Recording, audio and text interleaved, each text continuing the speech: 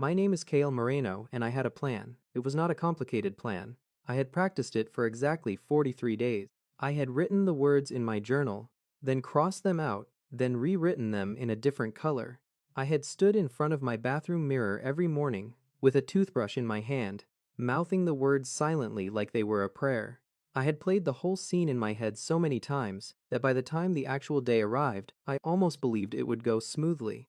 It did not go smoothly. It was a Thursday. The last bell of the school day had just rung, and the hallways of Pinewood High were loud and full of students rushing toward freedom. I waited near the south staircase, which was the place where Leanne Sato always passed on his way to soccer practice. I knew his schedule better than I knew my own. That is what 4 years of quietly, secretly, desperately liking someone does to you. It turns you into an expert on them. Leanne appeared exactly on time. He had his bag on one shoulder and his dark hair was slightly messy from a long school day. He was laughing at something his friend said, and when he laughed, his whole face changed. His eyes became smaller, his nose scrunched. It was the kind of laugh that made the air around him feel warmer. I stepped forward. Leon, he stopped. His friend drifted away, sensing something. Leon looked at me with a polite, curious expression. We were not close friends. We had spoken maybe 12 times in 4 years, and most of those times were about homework or borrowing a pen. Still, he knew my name. That alone had always felt like a miracle to me. Hey, Kale, what's up? I had rehearsed this. I had rehearsed every version of this. The confident version, the nervous version, the casual version. But standing there in front of him with the afternoon sunlight coming through the tall windows, with the noise of the hallway all around us, every rehearsed version of myself disappeared. What came out was the raw, unrehearsed truth. I like you, I said. I have liked you for a really long time. I know this is sudden, and I know we are not that close, but I needed to say it. You don't have to say anything right now. I needed you to know. Silence. Leon stared at me. His polite, curious expression did not change at first. Then something shifted in his eyes. It was not cruelty, it was not disgust, it was something gentler and in some ways worse. It was pity. Kale, he said slowly, I'm really flattered, I am, but I don't feel that way about you. I'm sorry. There they were, the words I had always feared, and yet somehow hearing them out loud was different from imagining them. Imagining them had been painful. Hearing them was like stepping off a ledge I did not know I was standing on. Okay, I said. My voice sounded surprisingly steady. That's okay. I just needed to say it. Leanne gave me a small, kind nod and then he walked away. His footsteps faded. The hallway noise swallowed everything back up like nothing had happened. Like the last 4 years of my quietly, desperately liking him had just been swept into a trash bin without a sound. I stood at the south staircase for a moment longer than I should have. Then I turned around to leave and walked directly into someone.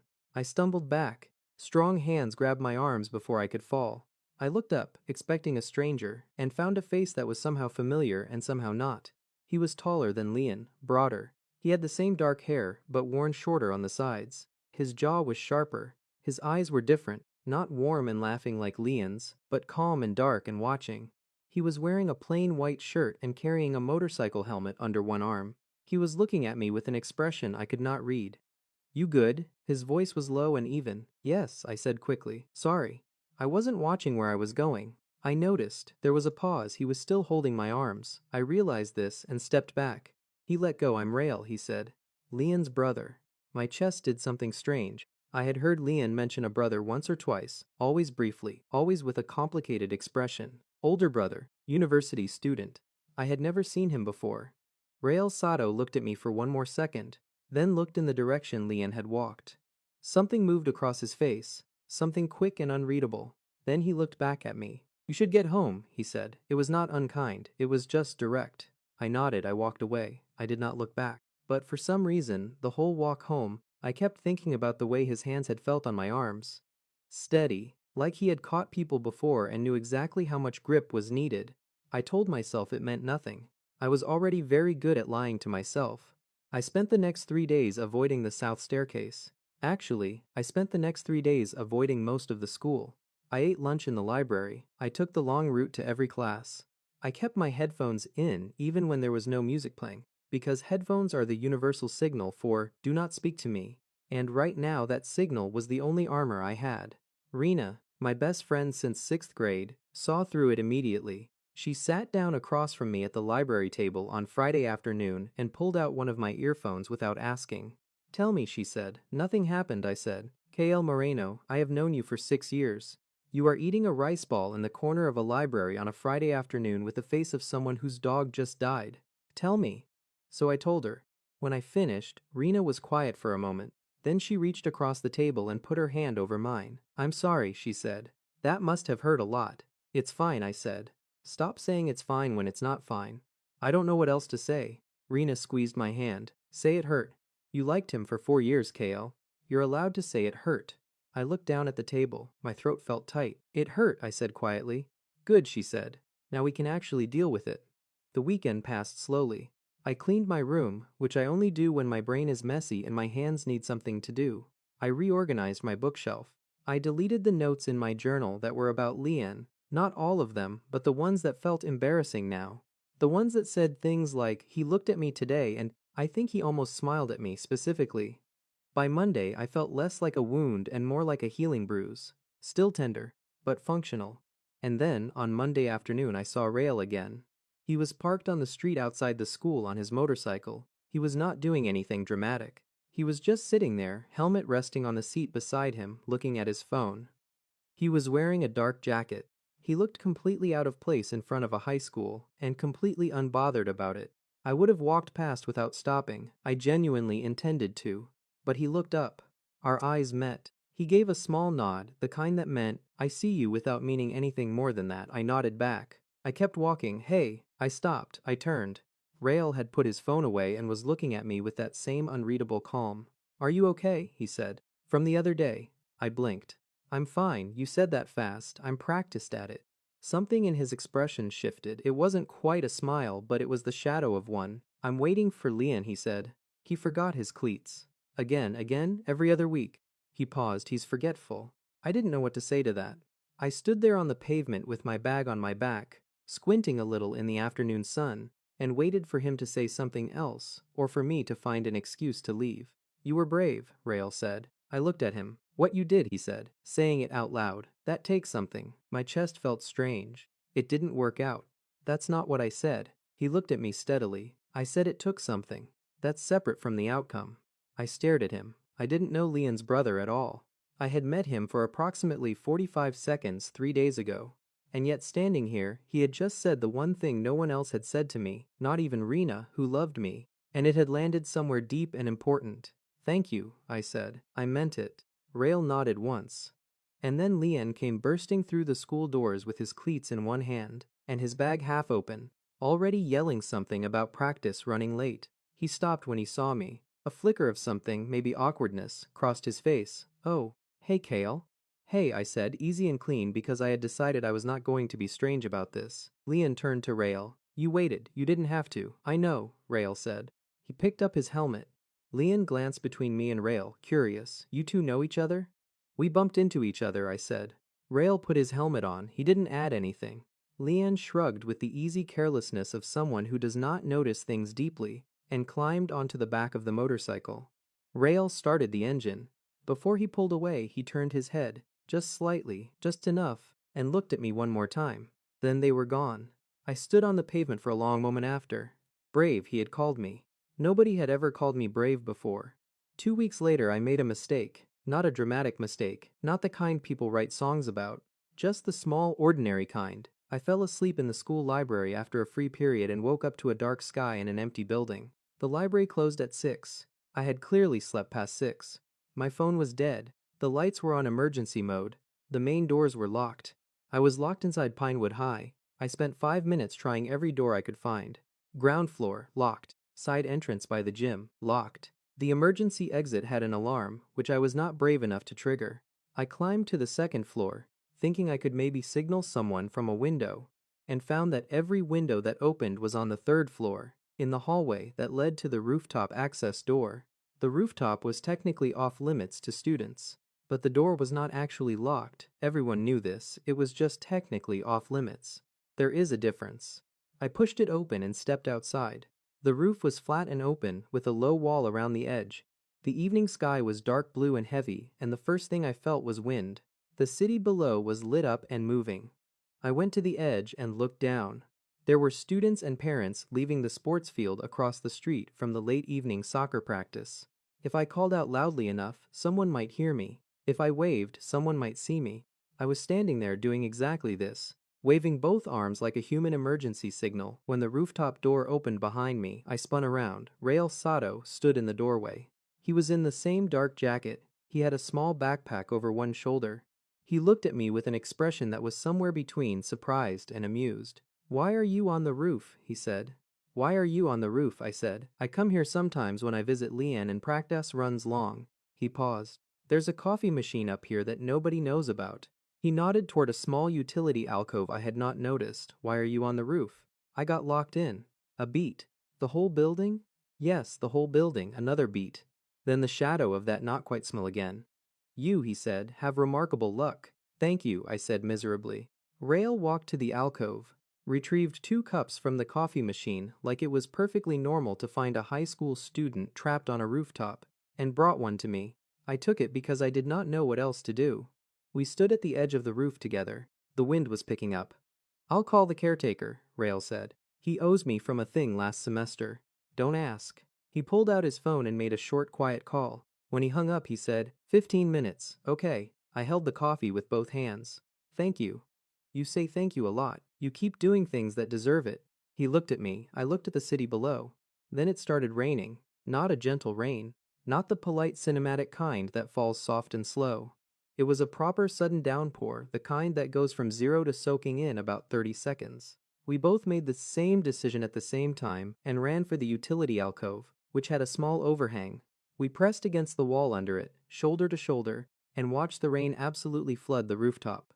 We were close. There was not much space. "This is not 15 minutes, I said. "No," he agreed. Rain. The distant sounds of the city below.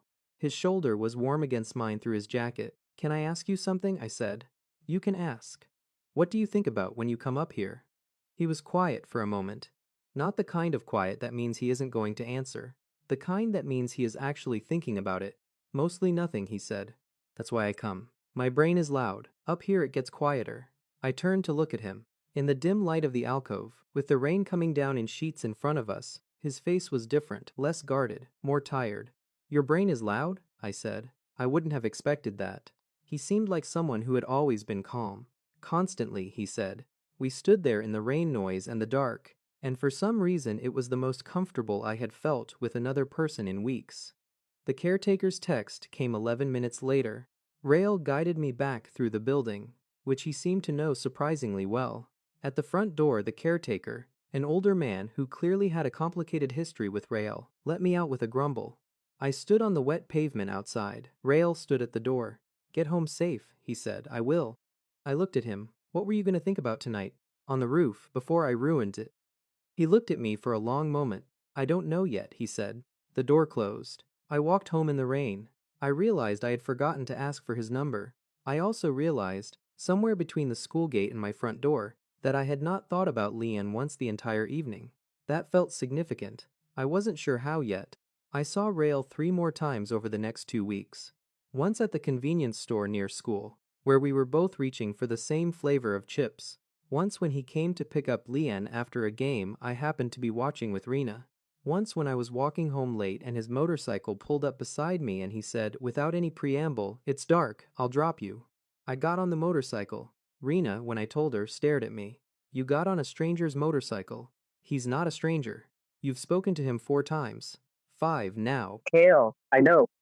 But here's the thing about Rael, and I struggled to explain this to Rena because it sounded strange when I said it out loud. He never made me feel like I needed to perform. With most people, I was always slightly aware of myself, aware of how I was standing, what my face was doing, whether the things I said were okay. With Leon, this awareness had been constant and exhausting because everything felt like an audition. With Rael, I just existed. He wasn't warm in the way people describe when they talk about comforting people. He was not effusive or gentle. He was just present, real. And somehow that was more relaxing than anything. The kiss happened on a Friday evening. I had stayed late to return library books. The school was nearly empty. I was walking toward the gate when I saw Leon and Rael talking near the soccer field. Or not talking, Leanne was talking, and Rael was listening, And from the distance I could see that whatever Leanne was saying, Rael's expression was not happy. I should have kept walking. I did not keep walking, I slowed down. And then I heard it, not clearly, not every word, but enough. Lian, with his easy, careless voice. Honestly, it was so weird, Rael. He confessed to me, right there in the hallway. It was kind of awkward. I didn't know what to say to him, and Rael quietly cutting in, Don't. Don't what? Don't talk about him like that. A pause. I wasn't saying anything bad about him, Lian said, surprised. You were making it a story, Rael said. His voice was very calm and very flat, in the way that means someone is holding something down carefully. He did something honest. Don't make it a punchline. Silence. I stood frozen by the wall of the east building, my library bag hanging from my hand. Lian said something I couldn't hear. Rael said something back. Then Lian walked away toward the parking lot, leaving Rael standing alone by the fence. Rael turned. He saw me. I don't know which one of us was more still in that moment. His eyes moved from my face to the direction Leon had gone, and I could see him calculating. How much had I heard? I watched him reach the answer. I started to say something. I don't know what. Something like don't worry about it, or it's okay. More of the same steady, practice lines I used to cover things that were not okay. Rail crossed the distance between us. He stopped directly in front of me. Close. Closer than comfortable, closer than accidental. He looked at me for one long, searching second, like he was asking a question without words. And then he leaned in and kissed me. It was not long. It was not loud. It was quiet and deliberate and over quickly, like a period at the end of a sentence that had been building for a long time. His hand came up briefly to the side of my jaw, steady and certain, and then it was done. He stepped back. He did not say anything. I stared at him. My brain had gone completely offline. Every thought I had ever had been replaced by a single long, silent blank. Rail, I started. I know, he said, simply. You know what? I know it's complicated. He looked at me steadily. I know you just went through something hard. I know I'm his brother. I know all of it. A pause. I still meant it. I kept staring at him. What does that mean? I said. My voice came out smaller than I intended. It means, Rail said, that when you're ready to figure out what it means, I'll be here. He picked up his helmet from where it rested on the fence. And if you decide you're not ready, that's also okay. I'll still be here, just differently. He walked to his motorcycle. He rode away. I stood by the fence of the soccer field in the early evening light with the ghost of a kiss still on my lips and absolutely no idea what to do with it. My phone buzzed. A text from Rena. You good? You were supposed to be home an hour ago. I typed back. Something happened. 3 seconds later. What? I stood there and looked at the empty road where Rail's motorcycle had disappeared. My heart was doing something chaotic and completely new. Something that felt nothing like the quiet, sad ache I had carried for Leon. This felt like standing at the edge of something wide. I texted Rena.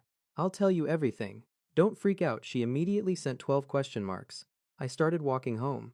The evening air was cool. Somewhere above the rooftops, one star had appeared early. I was scared and confused and something else I didn't have a name for yet. But for the first time in months, I was also curious. About what came next, about what he meant, about who Rael Sato was when nobody was watching. I wanted to know. Rena lost her mind. That is the only accurate description. She did not freak out loudly. Rena's version of freaking out was worse than that. She went very still. She put down her cup of instant noodles very carefully.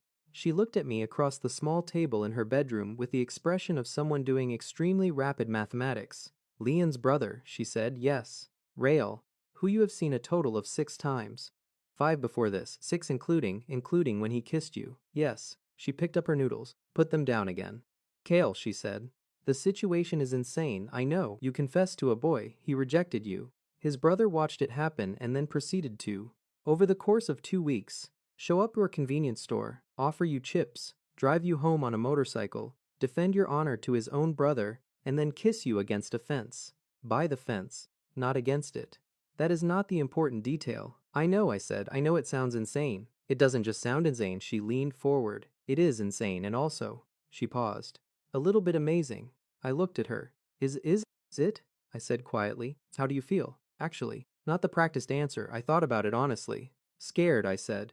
I just got rejected 2 weeks ago, and I'm already this. I pressed my hand flat on the table. What does that make me? Human, Rena said firmly. It makes you human. Feelings don't wait for a schedule, Kale. You're not betraying Leanne. You had a crush. He said no, it's done. Your feelings are allowed to go somewhere new. I was quiet. And, she added, Rael sounds like a genuinely different kind of person from Leon. He is how?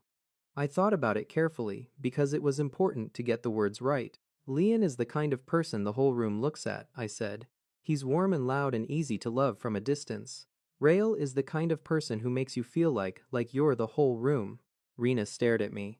I'm going to need a moment with that sentence, she said. I talked to Rael the next day.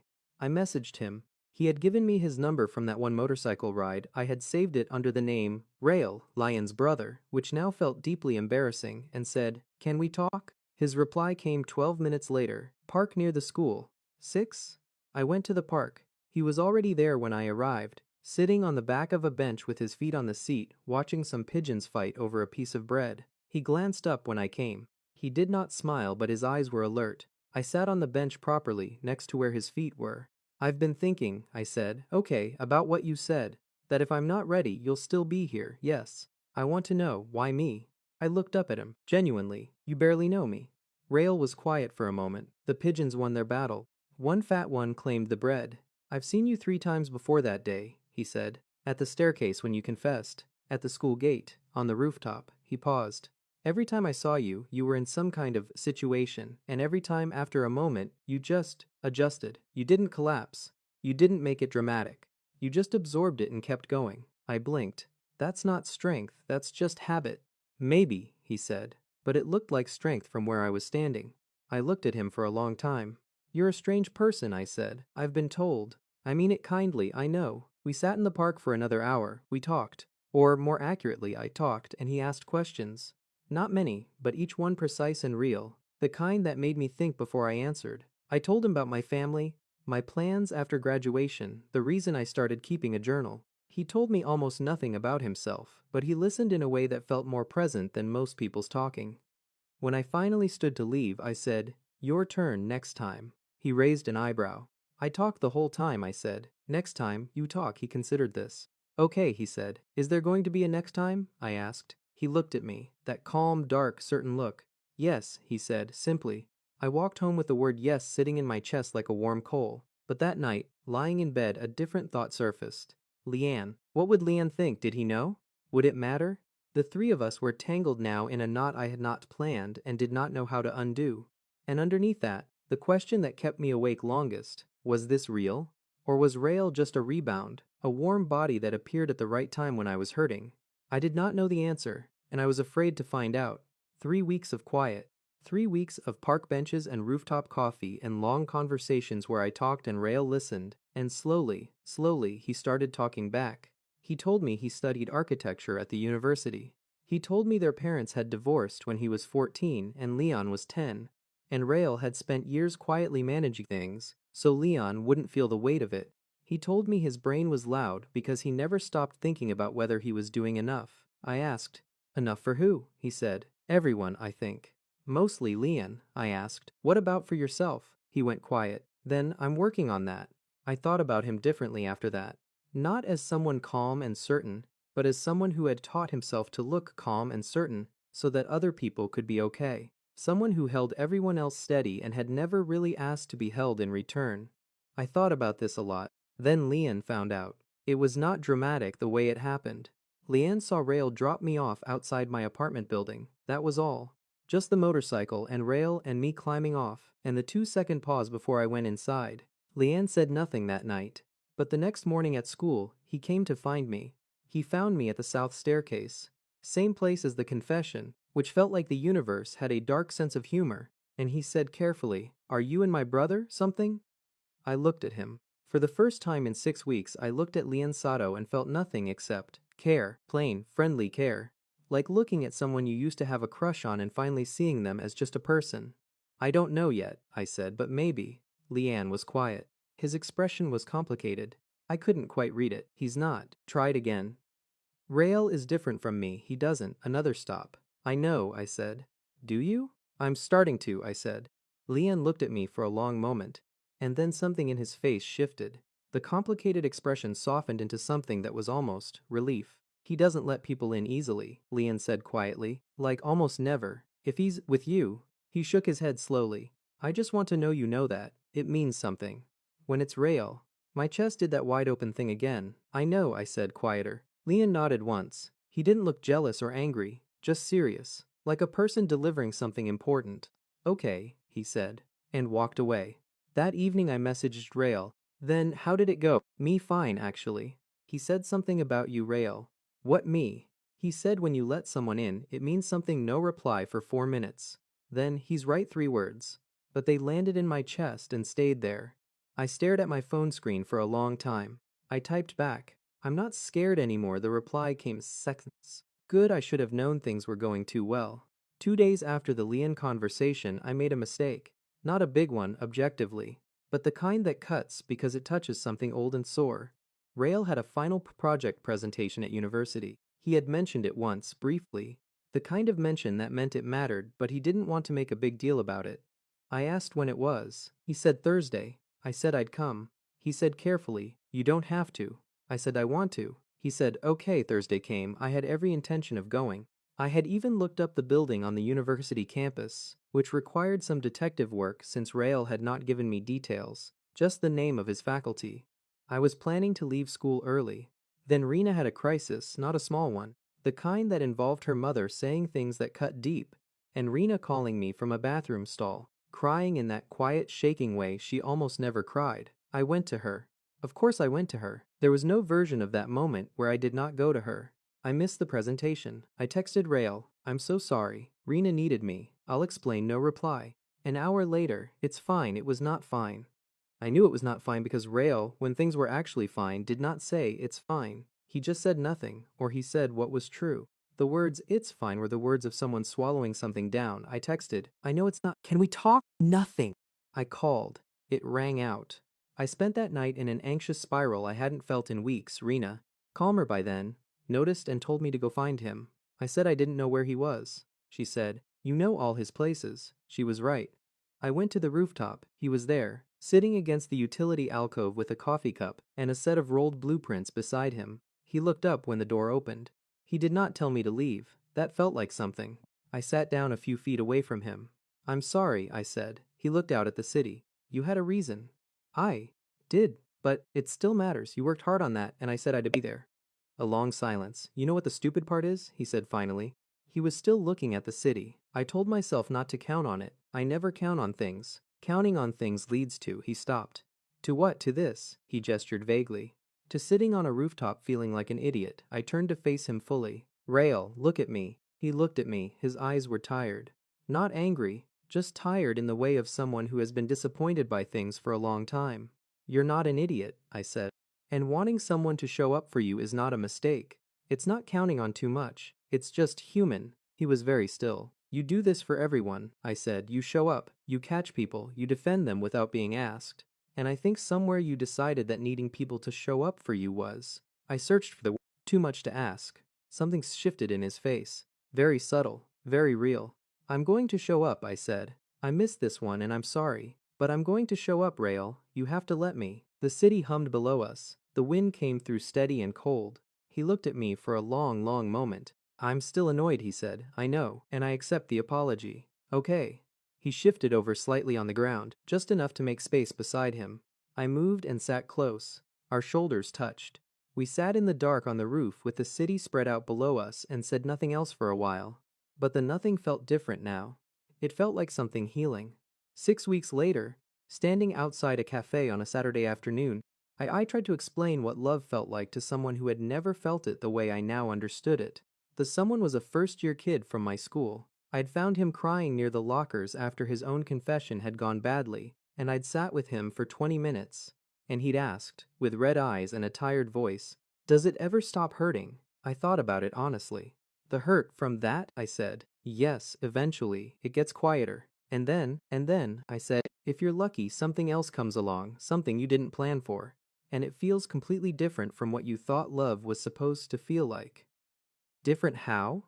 I thought about Rael, about the way he looked at me when he was listening, about the rooftop in the rain and the park bench and the motorcycle and the 3 words, I still meant it, that had started everything, about the night of the fight, sitting shoulder to shoulder in the dark until the space between us healed over, about everything he had slowly, carefully told me about himself over 6 weeks, each thing offered like something he had been carrying for a long time and was finally setting down. Quieter, I said. It feels quieter. Like, you know how some things feel like fireworks, big and bright and over quickly? The kid nodded. This feels more like a light that stays on. Not dramatic, just steady and warm. It is, I said. That evening Rail picked me up outside the cafe. He had his helmet, and he handed me mine. He had bought me one, which was the most Rail way of saying, I want you to be safe without saying any of those words, and I climbed on. We rode to the park. We sat on the bench we had made ours by accident. The pigeons were elsewhere. The sky was going orange and pink at the edges. Good day, he said. Strange day. Good at the end. I looked at him. What about you, he considered. Loud morning, quiet now, good quiet. He looked at me, yes. I leaned slightly into him.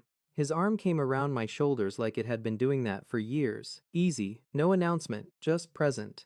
I thought about where I had been 2.5 months ago, practicing words in a mirror, standing at a staircase, falling sideways out of something that had never really been mine to have, and how all of it had led here, to this bench, this evening, this person who had appeared without fanfare in a moment of bruising and had stayed, quiet and steady, until I was ready to understand what being seen actually felt like. It does not always look the way you imagine it. Love, I mean. It doesn't always come in the form you planned for. It doesn't always arrive with music and grand gestures and certainty. Sometimes it arrives in a school hallway with a pair of catching hands. Sometimes it's coffee on a rooftop in the rain. Sometimes it's 3 words. I still meant it. That rearrange everything quietly. Sometimes it's someone who calls you brave before you believe it yourself. Sometimes it's just a light that stays on. Hey, I said. Rail looked at me. Thank you, I said, for seeing me before I knew I was worth seeing. He looked at me for a long moment. That steady, certain look that I had learned by now meant something was real. You were always worth seeing, he said. You just had the wrong audience. The sky turned deeper. The city lit up below the park. His arm stayed around my shoulders, easy and warm. I smiled. Not the practiced, fine smile, a real one. The kind that just happens because something inside you is genuinely, quietly, finally okay.